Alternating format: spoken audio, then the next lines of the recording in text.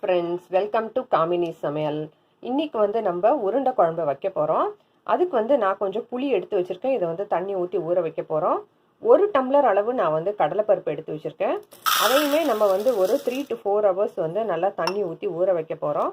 இந்த கடலைப்பருப்புக்கு பதிலாக துவரம்பருப்பு போட்டு கூட நம்ம செய்யலாம். நான் கடலைப்பருப்பில் பண்ணுறேன். ஸோ உருண்டை குழம்பு வைக்கிறதுக்கு நம்ம ஃபஸ்ட்டு குழம்பு பண்ணிடலாம். ஏன்னா அது கொதிச்சிட்டு இருக்கிற டைமில் நம்ம உருண்டைக்கு ரெடி பண்ணிடலாம். ஸோ ஃபஸ்ட்டு ஒரு அகலமான கடாய் இதுக்கு எடுத்துக்கிட்டா தான் நமக்கு உருண்டை போடும்போது உடையாமல் இருக்கும். ஸோ அதனால் ஒரு அகலமான கடாய் எடுத்துக்கிட்டாச்சு. அதில் இப்போ எண்ணெய் ஊற்றிருக்கேன். இப்போ கடுகு நம்ம ஆஸ் யூஷுவல் எப்படி ஒரு காரக்குழம்புக்கு தாளிப்போமோ அதே மாதிரி இதுக்கும் கடுகு, உளுத்தம்பருப்பு, ஜீரகம், வெந்தயம், இது கூட 2 பிரிஞ்சி இலை, அதுக்கப்புறம் 2 பட்டை, இதெல்லாம் நல்லா தாளித்து வந்ததும் நம்ம கருவேப்பிலை போட்டுக்கலாம். அதுக்கப்புறம் வெங்காயம் போட்டுக்கலாம். இதை நல்லா நம்ம எண்ணெயில் வதக்கிக்கலாம். இந்த வெங்காயம் நல்லா வதங்கினதுக்கப்புறம் நான் கொஞ்சம் பூண்டை நசுக்கி வச்சுருக்கேன். ஸோ அந்த பூண்டையும் போட்டு நல்லா நம்ம வதக்கிக்கலாம்.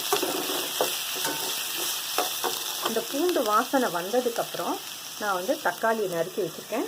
அந்த தக்காளியும் போட்டு நல்லா இதை ஒரு கிரேவிக்கு எப்படி வதக்குவோமோ அந்த மாதிரி வதக்கிக்கலாம். இதுக்கு தேவையான அளவு நம்ம உப்பை ஆட் பண்ணிக்கலாம். ஏன்னா உப்பு போட்டோன்னா இன்னும் நல்லா அந்த வெங்காயம் தக்காளி வதங்குங்கிறதுனால நான் இப்போ உப்பை ஆட் பண்ணிக்கிறேன். இப்போ இந்த தக்காளி வெங்காயம் நல்லா வதங்கிடுச்சு. இப்போ நம்ம மஞ்சத்தூள் ஆட் பண்ணிக்கலாம். காரத்துக்கு மிளகாத்தூளும் தனியாத்தூளும் சேர்த்து அரைச்சி வச்ச தூள், அதை நம்ம இதை ஆட் பண்ணிக்கலாம்.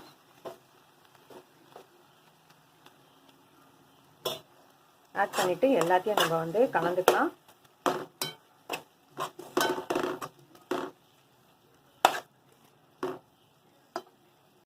இப்போ நல்லா வதங்கிடுச்சு. நம்ம புளியை ஊற வச்சு கரைச்சி அதை ஃபில்டர் பண்ணி வச்சுருக்கேன் புளி தண்ணி. அதை நம்ம இது கூட ஊற்றிக்கலாம். இந்த குழம்பு கொஞ்சம் புளிப்பு காரமாக இருந்துச்சுன்னா நல்லாயிருக்கும். இதுக்கு தேவையான அளவு தண்ணியும் நம்ம ஊற்றிடலாம். இந்த குழம்பு கொஞ்சம் தண்ணியாக வைக்கணும் நம்ம. ஏன்னா நம்ம இந்த உருண்டை போடும்போது பார்த்திங்கன்னா குழம்பு ஆட்டோமேட்டிக்காக திக்காயிடும். ஸோ கொஞ்சம் தண்ணியாக தான் வைக்கணும். இது கொதிச்சிட்டே இருக்கட்டும்.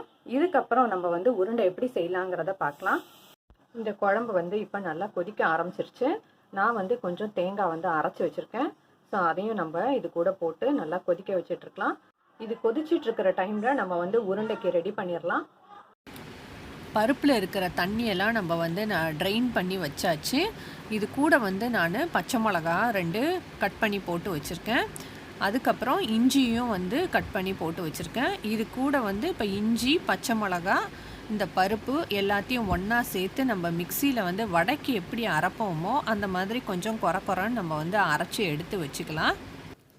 மாவு இப்போ நல்லா நம்ம அரைச்சி வச்சாச்சு. இதுக்கு தேவையான அளவு உப்பை நம்ம ஆட் பண்ணிக்கலாம். அதுக்கப்புறம் பொடியாக நறுக்கி வச்சுருக்கிற வெங்காயம் அதையும் இது கூட சேர்த்துடலாம். அதுக்கப்புறம் நான் கொஞ்சம் சோம்பு பொடி பண்ணி வச்சுருக்கேன்.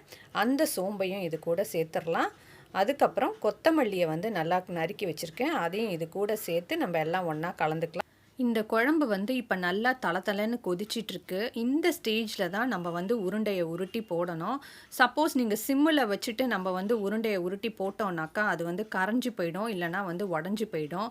ஸோ இந்த ஸ்டேஜில் நம்ம ஃபாஸ்ட்டாக நம்ம உருண்டையை உருட்டி வச்சுட்டு போடணும். சப்போஸ் உங்களால் ஃபாஸ்ட்டாக உருட்டி போட முடியலன்னாக்கா முன்னாடியே அந்த உருண்டையை உருட்டி வச்சுட்டு அதுக்கப்புறம் நீங்கள் கடகடன் போட்டுடணும். நீங்கள் இப்போ COVID-19 லாக்டவுனு நமக்கு என்வி சாப்பிட்ற ரெஸ்ட்ரிக்ஷனும் கொஞ்சம் இருக்கிறதுனால இந்த உருண்டை குழம்பு பார்த்திங்கன்னா நம்ம மட்டன் கோலா டேஸ்ட்டுக்கு கண்டிப்பாக வரும். ஸோ மாமிச பிரியர்கள்லாம் மட்டன் கோலாவாக நினச்சிக்கிட்டு இந்த பருப்பு உருண்டை குழம்பை செஞ்சு சாப்பிட்டு பாருங்கள்.